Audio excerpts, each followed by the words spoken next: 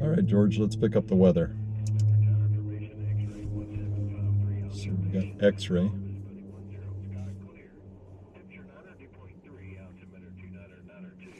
Two niner two.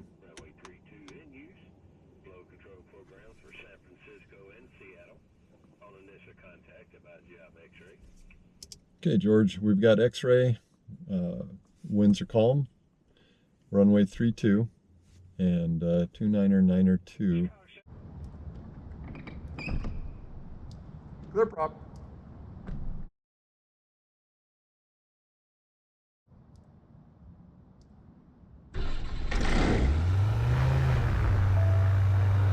Alright, there we go. Everything's green. Fuel pressure. Staccato 9er Mike Tango, appreciate approved. Talk to you in a bit.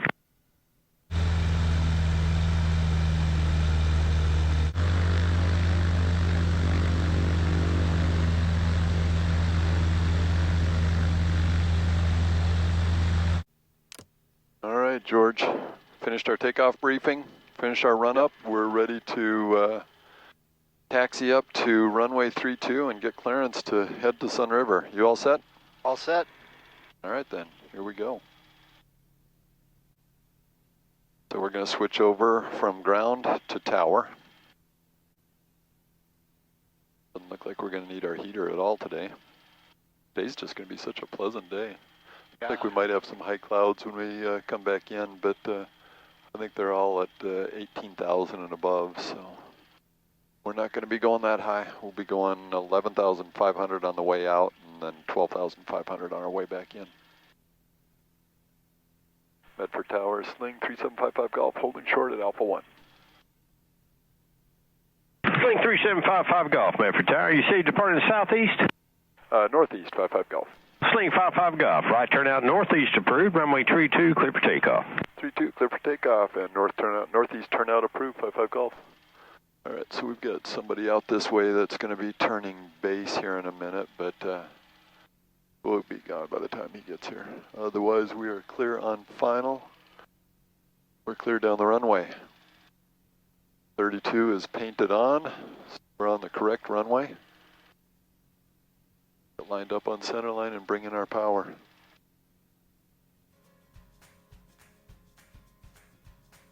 There's center line.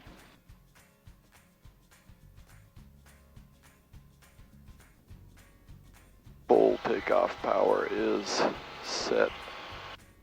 Airspeed's alive, engine gauges are green. Ooh yeah, it's feeling good. There's 55, let's rotate.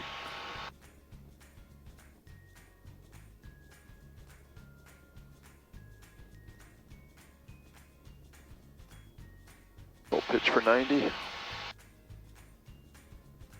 There's 90, positive rate.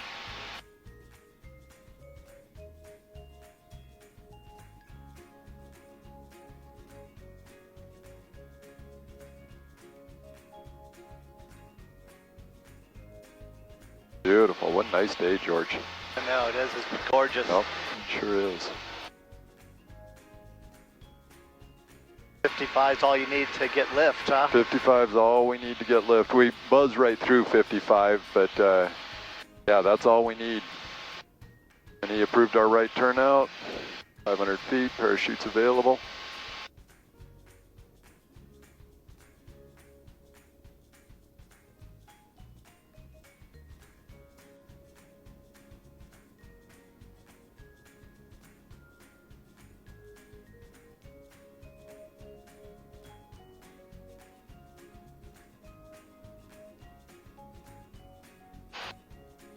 We're Sling flying. 55 Golf, appreciate approved. Talk to you on the way back.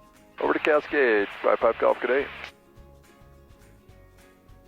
Coming up on Crater Lake, and we've got a little bit of traffic up here. This is kind of unusual. First time I've been to Crater Lake where there's multiple planes flying around. They're both a lot below us. One of them's about 1,000 feet below us, and he's right up there by Mount Scott. In fact, he's flying between Mount Scott and Crater Lake. Got good eyes. I don't even see him. No, I'm just looking at him on my TCAS there. I can see him right over the top of Mount Scott right now, if you see it.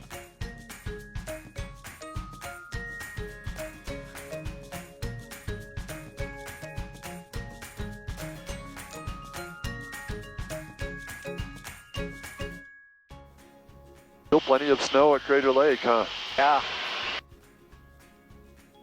Gorgeous. Sure is.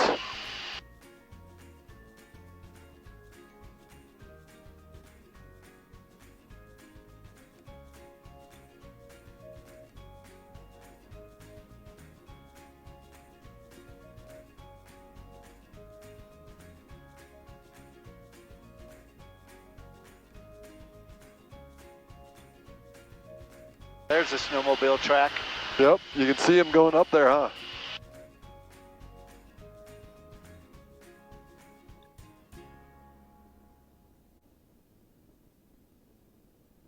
Well, George, thanks for coming flying with me. It's been such a nice day. I'm going to get your map set so that you can see any other traffic out in front of us here.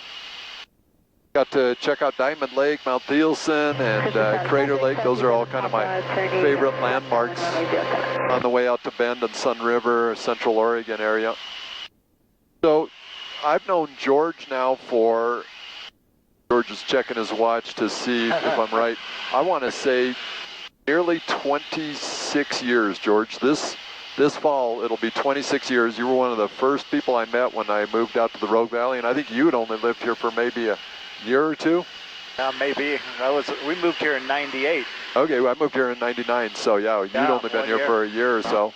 And so George is a longtime friend, and extra benefit, George has also been my doctor for all that time.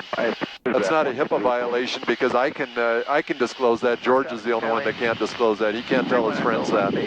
Not that he don't ever want to tell his friends that he's my doctor. But anyway, one of the things I asked George if he wouldn't mind doing today, because I'm 54 years old, my physician-patient relationship with George has kind of evolved over the years as I've gotten older. George has given me strong medical advice to really help keep me healthy.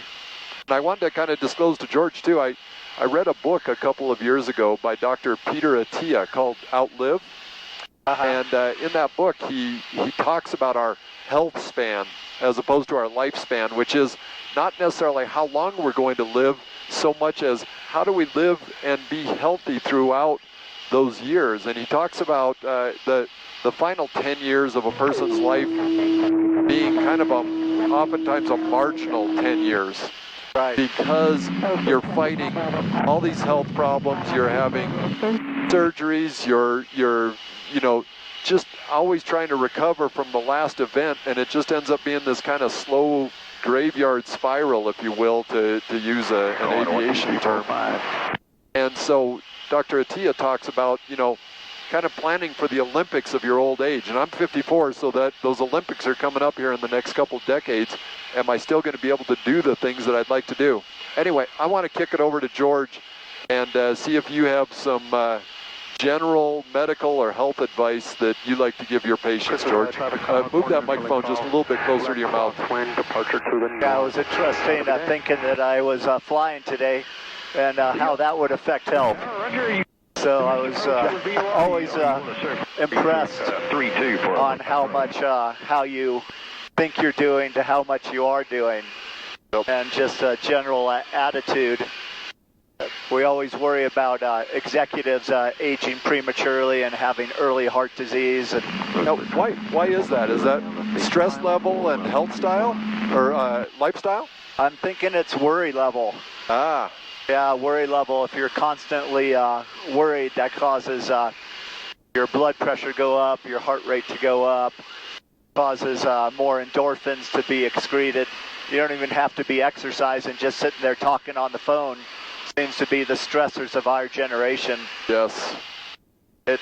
Doing a comparison to somebody with Alzheimer's where they no longer can worry. It's interesting how long people live after they develop Alzheimer's. Yeah, when they it's funny because in my practice as an elder law attorney, I run into people who, they suffer from cognitive impairment of some form or another, or sometimes mental health issues where they don't seem to have the regular concerns that the rest of us do, and they just maintain a healthy lifestyle, even though they don't seem to be exercise and eating healthy and doing all those other things. Yeah, exactly. So I guess that's where stress plays in. Yeah, I had this one gentleman, retired physician, obviously lived a pretty stressful life for his first middle half of his life, and then had coronary disease and a stent, and then once his Alzheimer's set in, his coronary disease stopped progressing, ended up dying from something else, where his trajectory, if he wouldn't have got Alzheimer's, would have probably died 10 years younger.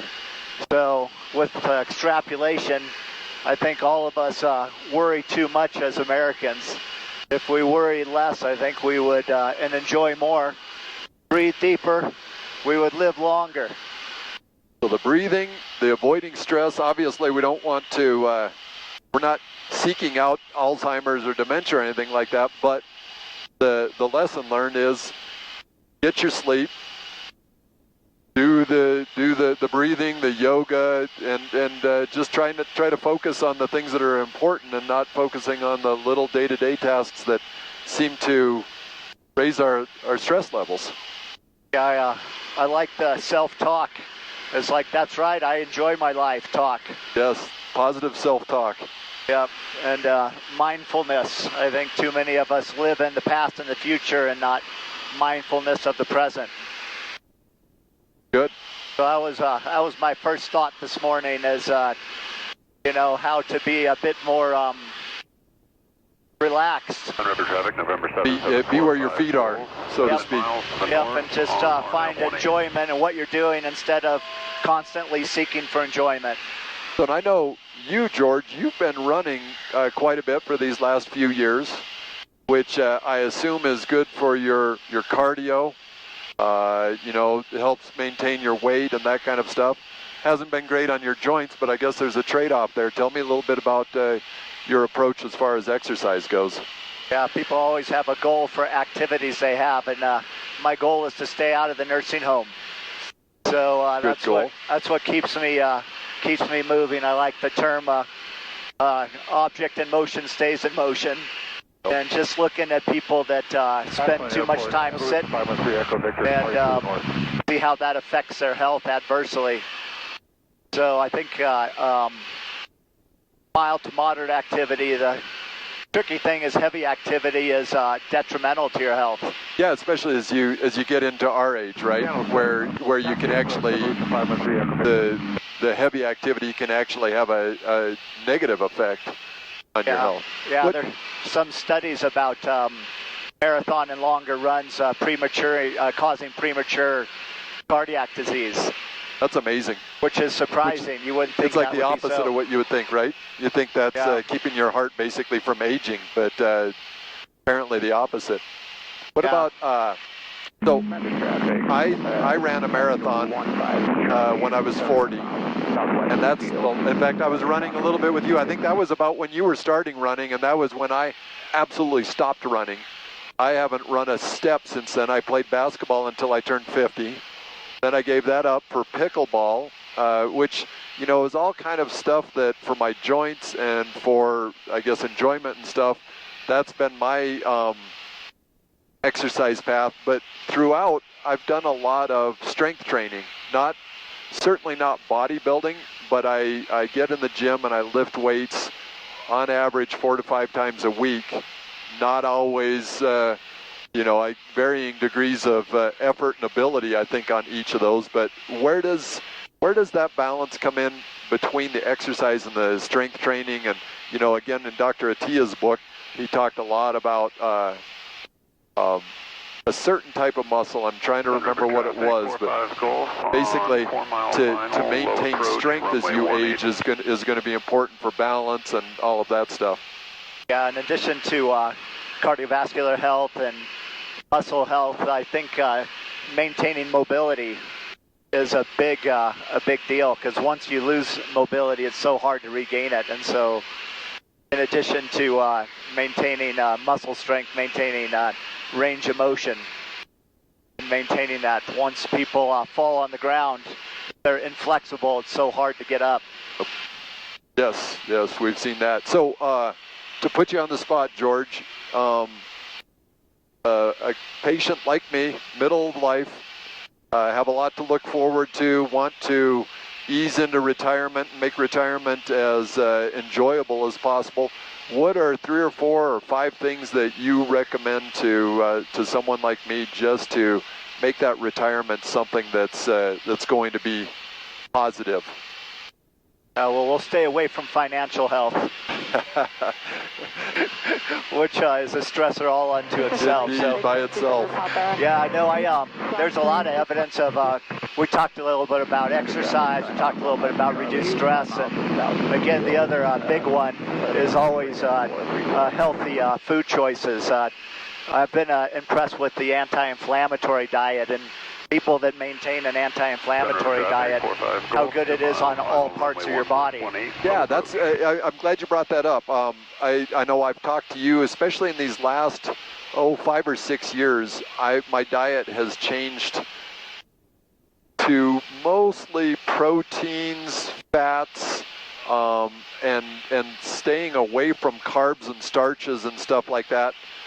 Primarily for inflammation purposes, to maintain muscle mass, to avoid fat or gaining fat, and to avoid that inflammation. And so, I don't know if there's particular diets that you espouse, or if it's just anything to keep that inflammation away.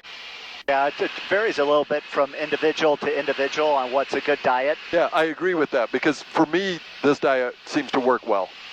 Yeah, but I think all diets should include some, vitamin fortified foods. I think it's so much better to get your nutrients from food sources rather than pills.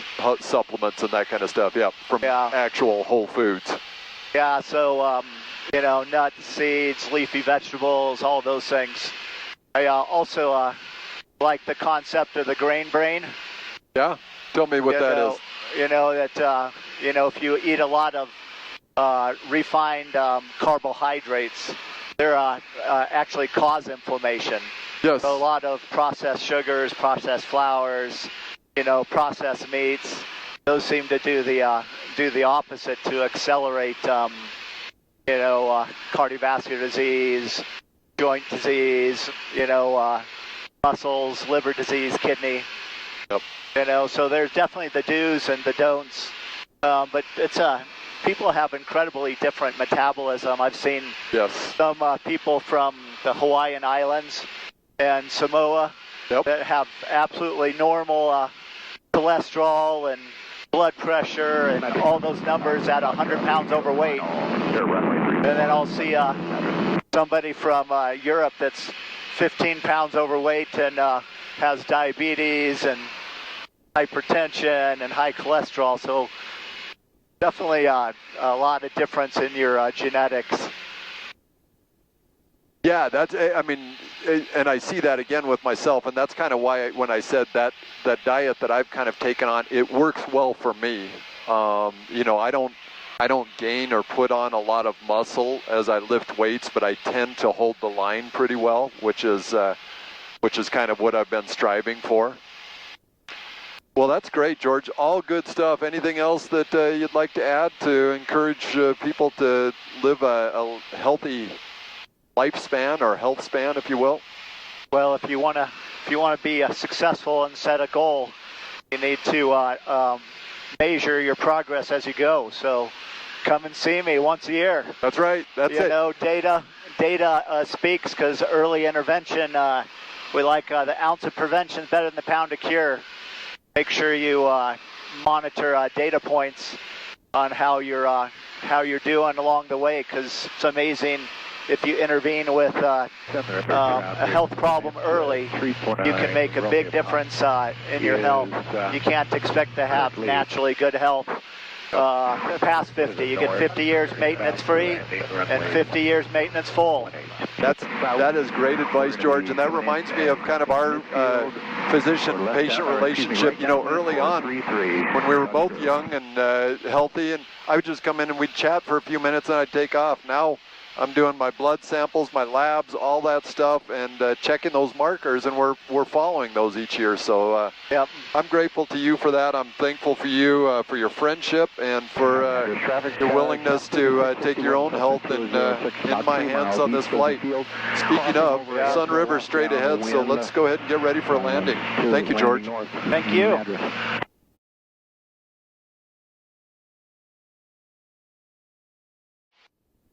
Looks like I heard some traffic coming in. That's this guy. He's a few miles to the north, descending, and he's full stop into Sunriver. We've got our weather. We've got our fuel pumps on. We've got our lights on. We've got our seat belts on. We're all set for landing. Coming overhead, 4,500 for a left downwind, 3-6 at Madras. When do you use a strobe? Is that just at night? Yep, strobes are just at night. They're out on the wingtips, and they make us very visible. That matters. Matters traffic. There is another aircraft in the pattern. We are still looking for you. Okay, we're just about overhead right now. Sunriver traffic, Bonanza 349, Romeo Pop, 2 mile final, runway 18. So that's this guy. He's a Bonanza, so he flies like what Bob Jensen flies, and he's about to land at Sunriver. This guy's kind of moved up over here out of the way. He's now above us. Be on the dirt side over here off what looks like 4. Yeah, runway 34. Sunriver traffic, Sling 55 Golf is 9 to the south, inbound for right downwind, runway 18, Sunriver. I gotta check and make sure. Is that the Deschutes River? That is the Deschutes, yep.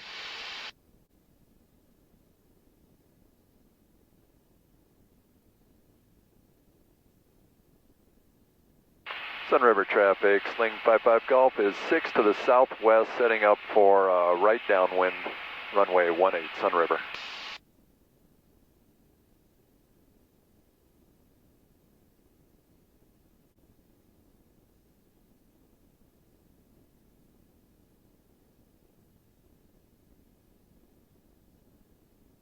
I don't even. Do you see the runway? Yep, it's right there. Sunriver traffic, Sling 55 Golf is entering an extended right downwind for runway 18, Sunriver.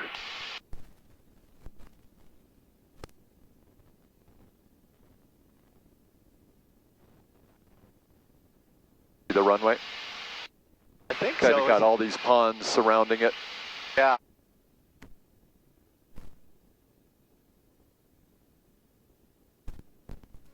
There's no buddy communicating with you at this one, right? Nope, nope. You just communicate so everybody knows. That's right.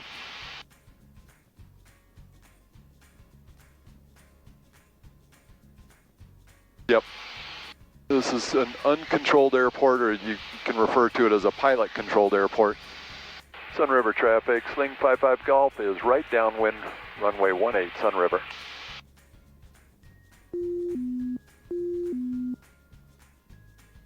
All right, we're going to set up for our first notch of flaps here.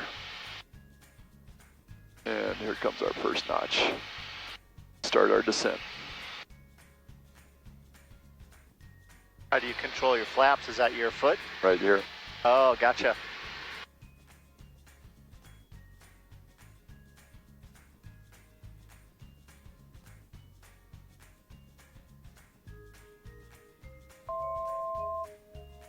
Sunriver traffic, Sling 55 Golf is turning right base, runway 18, Sunriver.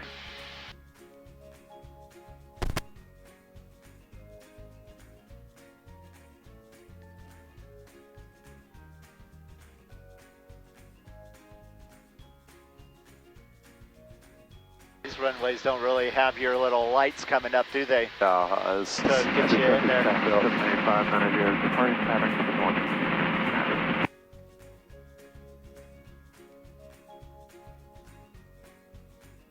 Sunriver traffic, Sling 55 Golf is turning final to runway 18, Sunriver.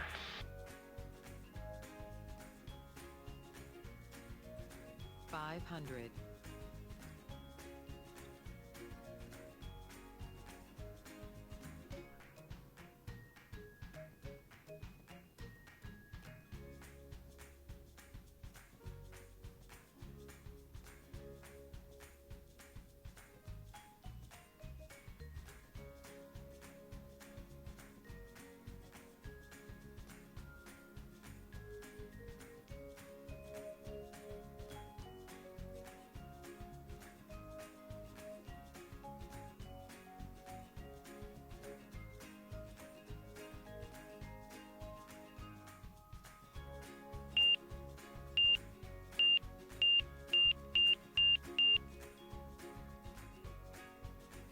Welcome to Sunriver. Have you ever been to this airport? No, just, I mean, you see it when we've come to visit, but I've never been Nice. this close. Well, it doesn't get any closer than this.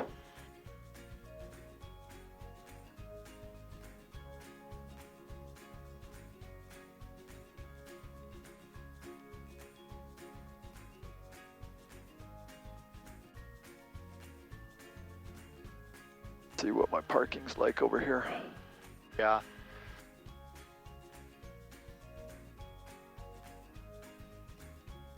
Okay.